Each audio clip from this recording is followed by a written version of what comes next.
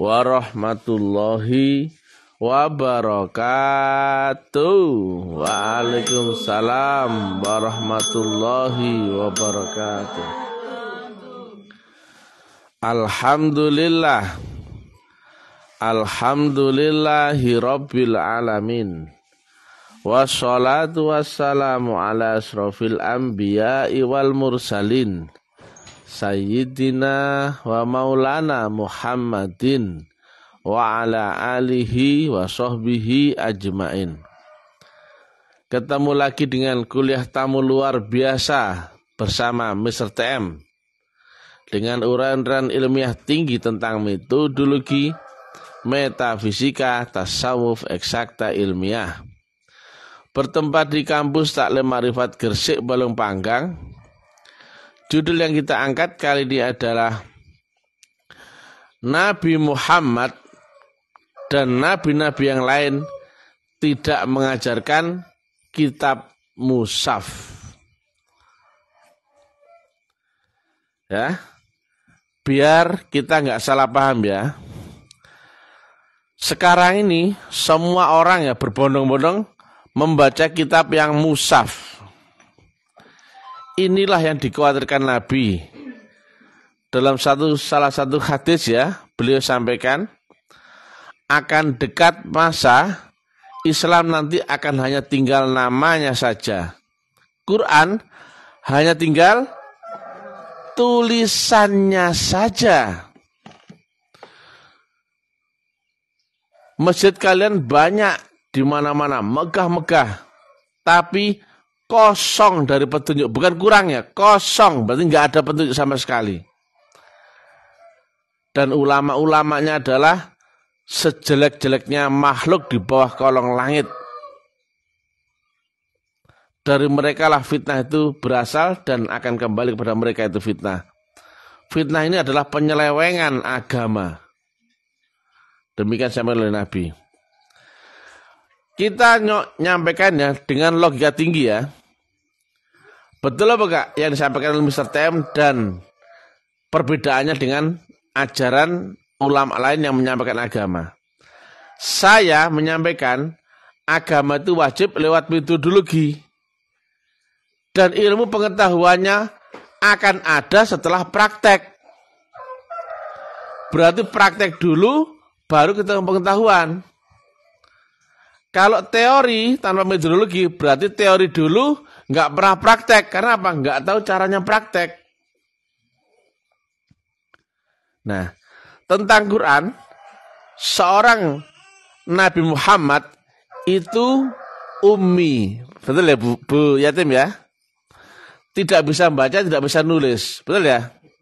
Nah, beliau tidak belajar kepada syariat agama manapun. Ya, nggak Nasrani, enggak Yahudi, enggak Hindu, Buddha, enggak ada, ya. Beliau juga tidak ngaji kepada Rabi Yahudi atau pendeta Nasrani. Demikian juga beliau tidak membaca kitab Taurat, Injil atau Zabur, betul ya? Tapi beliau lewat baiat terlebih dahulu. Kemudian adaptasi zikir. Kemudian khalwat. Nah, kemudian beliau mi'raj ya. Nah ini dia ya. Nah setelah ada mi'raj dan sebagainya, baru ada sholat. Betul apa Kak? Orang tanya gitu ya, cerita kan. Nah berarti beliau metodologi dulu, kemudian praktek, adaptasi dengan sistem, barulah mi'raj. Ya jelas ya. Nah kemudian ya, dalam prosesnya, setelah baiat dan sebagainya, beliau menceritakan pengalamannya. Nah, karena beliau nggak bisa nulis ya, maka siapa yang menulis pengalaman tadi yang disampaikan oleh Nabi? Para sahabat, betul nggak? Karena saya kunci mati. Nabi Muhammad bisa nulis nggak? Nggak bisa. Berarti yang nulis siapa? Pasti orang lain. Pasti ya, betul ya? Nah, kemudian beliau juga bisa baca nggak? Nggak bisa. Berarti itu murni bukan dari ilmu bacaan, betul nggak? Tapi dari praktek kemudian kau tulis ya. Nah, sama nggak dengan misalnya menyampaikan uraian-uraian ini? Saya sampaikan bla bla bla bla, kemudian ada yang nulis, ya nggak? Nah, itulah jika kita lewat metodologi, kemudian lewat sistemnya, maka kau akan ketemu ayat-ayat qadim. Makanya di dalam Asy-Syura 52, ketika kau telah ketemu wali mursyidah ya, kemudian baiat, kau ditanamkan nur kitab dan nur iman. Yang sebelumnya kau nggak ngerti itu keduanya, nggak ngerti kitab Quran, nggak ngerti iman. Demikian ini keduanya kami jadikan nur dan kami tunjuki siapa yang kami kehendaki di antara hamba-hamba kami. Berarti pengalaman setelah baiat, proses zikir, adaptasi dan sistem, kau akan ketemu ayat-ayat qadim. Jelas? Nah, Nabi Muhammad ya tidak bisa menulis, berarti yang menulis ayat-ayat qadim yang keluar dari mulut beliau, corong beliau adalah orang lain. Jelas ya? Berarti mushaf ini awalnya ditulis oleh orang lain, tapi berdasarkan yang disampaikan oleh Rasul Muhammad, betul ya? Nah, berarti Nabi Muhammad berawal dari metodologi dulu, adaptasi dengan sistem, barulah ketemu ma'rifatullah. Jelas ya? Jelas. Nah, setelah dengan sistem, beliau menyampaikan Quran yang qadim. Kalau bahasa Jawa dulu Quran teles, Quran laku. Nah, jadi membaca Quran harus dengan cara yang sama, proses yang sama. Bukan dengan membaca A'udzubillahi minasyaitonirrajim, Bismillah. Itu membaca mushaf, bukan membaca Quran. Karena jika itu Quran, saya tanya, ini bikinan siapa? Percetakan apa bikinan Allah? Percetakan. Lihat itu di bawahnya pasti ada percetakan, ya enggak? Ya. Ada itu percetakannya. Tapi Quran yang qadim adalah ayat-ayat firman Allah. Maka yang bisa membacakannya di dalam dirimu adalah harus memakai nur Allah juga. Nur ketemu nur menjadi ayat enggak? Jadi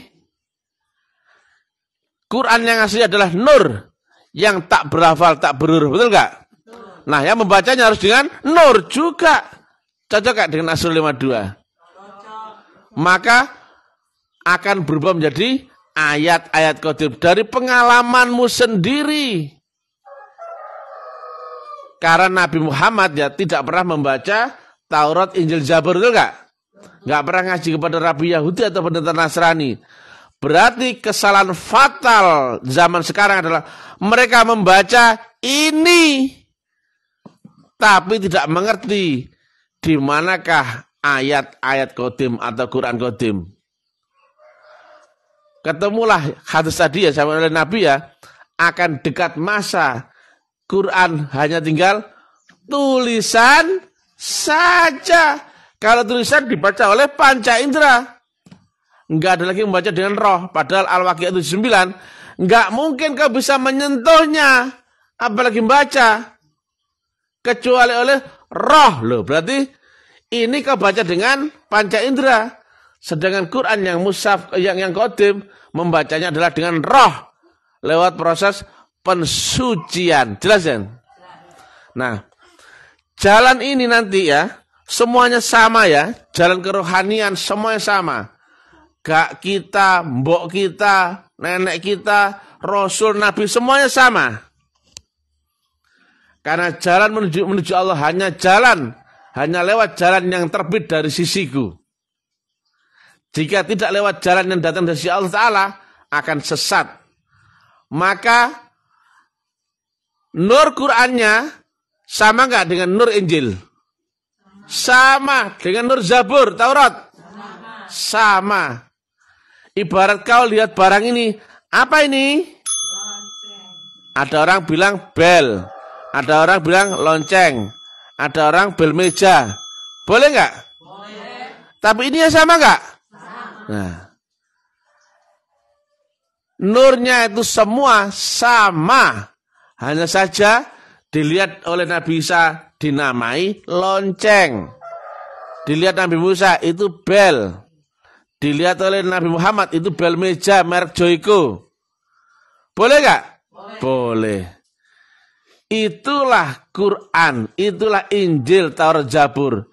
Isinya adalah nur kalimatullah. Nah, sering saya sampaikan ya, Quran Qadim hanya berlaku bagi yang ketemu guru walia mursyida, sang pembawa silah, dan kemudian baiat. Jika enggak baiat, enggak mungkin ya? Enggak mungkin. Kemudian ditanamkanlah nur kitab dan nur iman dalam dirinya. Kemudian dia naik gelombang ke dimensi roh. Kemudian dia masuk dimensi akhirat. Nah, itu baru metodologi. Dengan sistemnya kemudian dimensi akhiratnya akan naik langit gelombangnya. Maka ini yang disebut sebagai Mi'raj. Jadi metodologi itu isinya syarat rukun dan caranya ya. Kemudian kau berproses dengan sistem. Apa sistem di sini?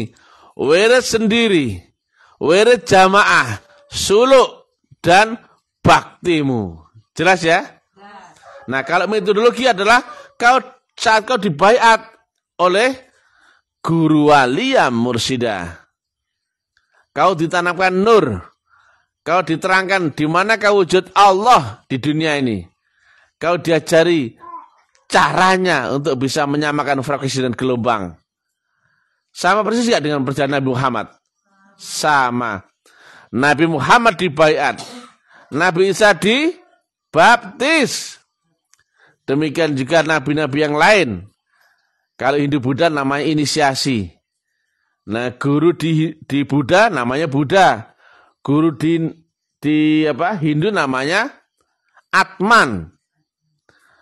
Ada Yahweh, ada guru sejati, ada Rasulullah, dan di akhir zaman disebut mursyid. Itu bukan manusia, tapi karena menempati manusia, maka wujudnya serupa dengan manusia. Gelas itu bukan air, tapi kalau air ditaruh gelas, wujudnya serupa dengan gelas. Disebut segelas air. Gitu aja gak repot. Maka wujudnya air yang ditaruh gelas sama dengan gelas. Betul gak? Betul. Jika Allah menghampiri alamnya manusia dengan nurnya, nurnya ada yang membawa, maka wujudnya nur itu sama dengan wujud pembawanya. Betul gak? Betul. Wujudnya adalah manusia. Jelas gak lo? Jelas. Tapi yang kita sembah adalah Allah Ta'alanya, bukan manusianya. Makanya di surat Al-An'am, ini wajah tuh wajhiyah, bukan Allah ya. Kau menghadap kepada Allah, enggak. Kau menghadapkan wajahmu kepada wajahnya. Wajah itu apa? Ada yang wujud yang kau bisa lihat, enggak? Betul. Ya. Wajahnya ini bahasa kias ya, sastra ya. Wajahnya air ditaruh botol, wujudnya apa? Botol. Wajahnya nur diwadahi balon. Balon itu seperti apa? Lampu, betul gak lo? Seperti itulah ya. Jadi perjalananmu menanjak ke sini, ya, ada atas sini.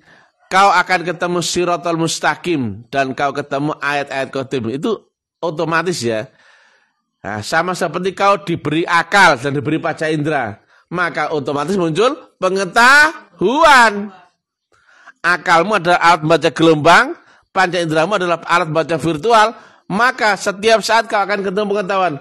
Oh ini bel, oh ini topi, oh ini Quran mushaf, oh ini apa? Jelas ya? Jelas.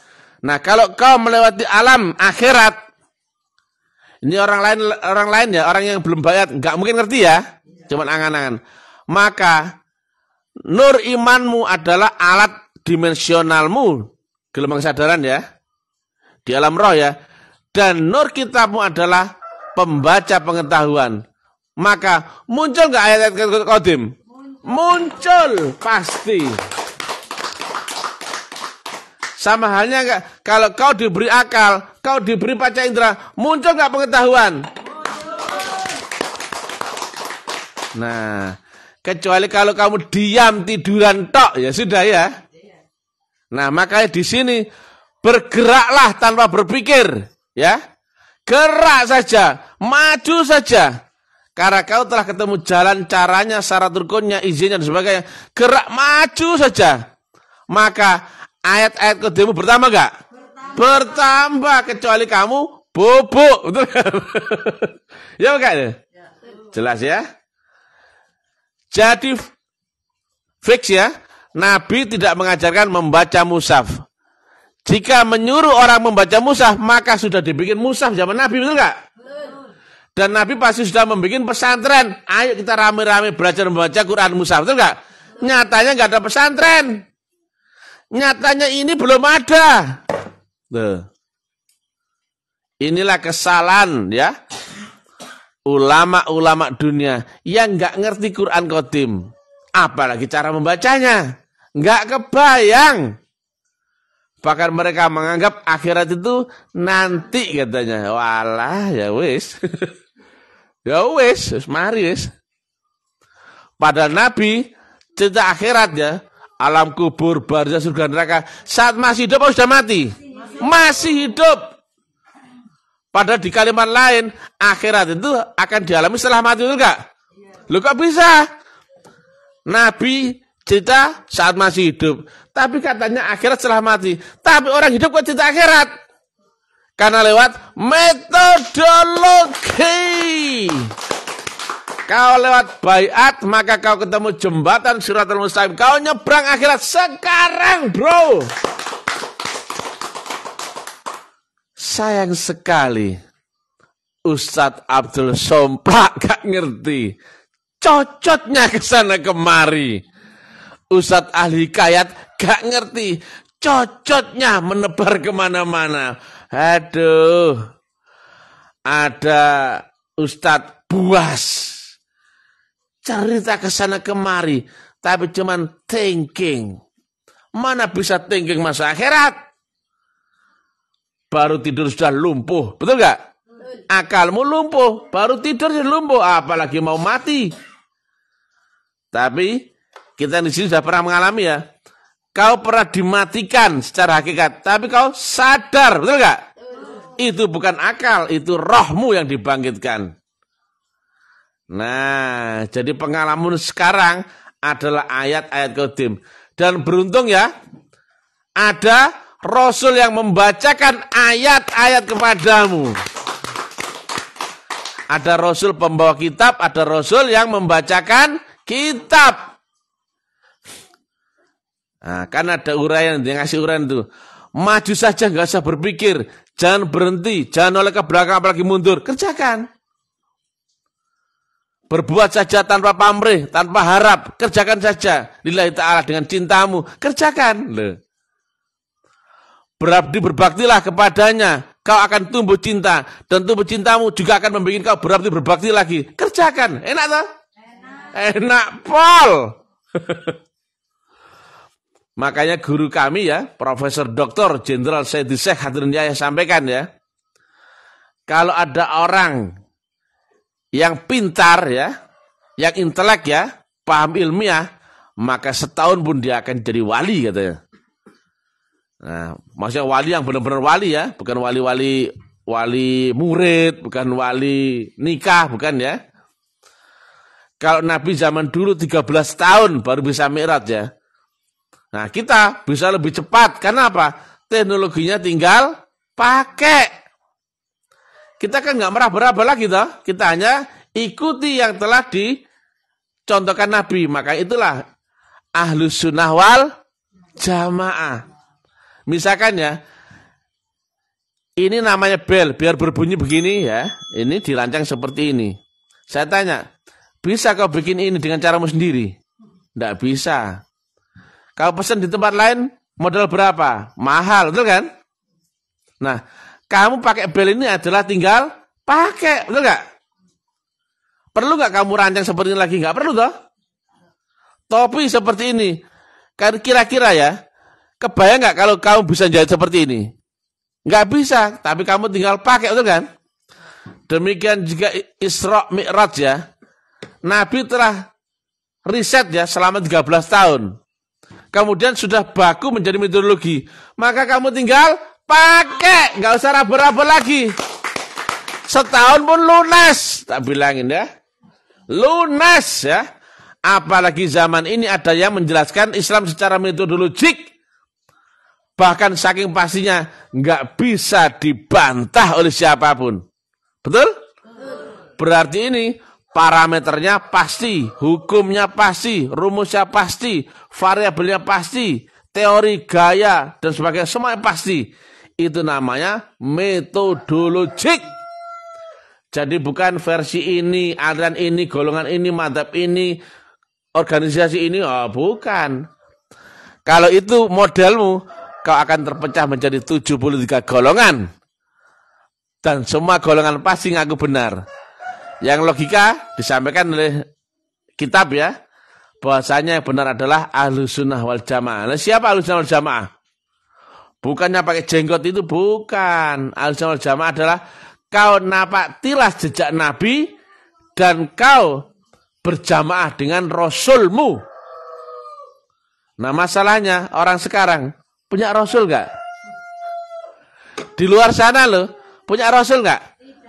Katanya Rasul Muhammad yang 1500 tahun yang lalu. Ditanya seperti apa Rasul Muhammad? Nggak tahu.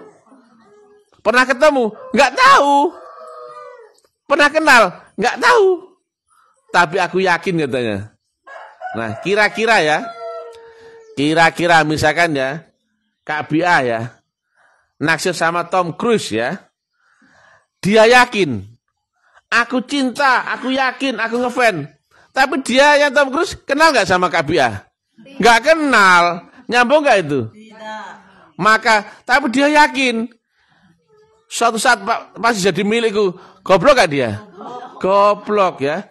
Sama seperti orang ya mengagungkan Rasul Muhammad tapi nggak kenal, asal yakin dan nggak tahu jalan untuk berinteraksi dengan dia, nggak mungkin ya. Tetapi kita di zaman ini dengan Rasul zaman 1500 tahun yang lalu atau zaman puluhan ribu tahun yang lalu dengan memakai teknologi kerohanian, nyambung nggak? Nyambung karena nggak ada lagi ruang dan waktu. Nggak ada lagi sehari 1000 tahun, 10.000 tahun, nggak ada kan? Nggak ada. Jika kau dapatkan ilmunya, ilmu roh, maka kau makmum berjamaahkan Rasul Muhammadmu. Dan kau harus temukan dulu Nabi Muhammad yang Rasul di zamanmu sendiri, dia adalah gurumu. Oke, paham ya? Maka kau bersaksi akan Allah dan Rasul lewat gurumu. Tepuk tangan. Alangkah bodohnya, sesatnya ya orang yang sudah dikasih tahu petunjuk yang gamblang.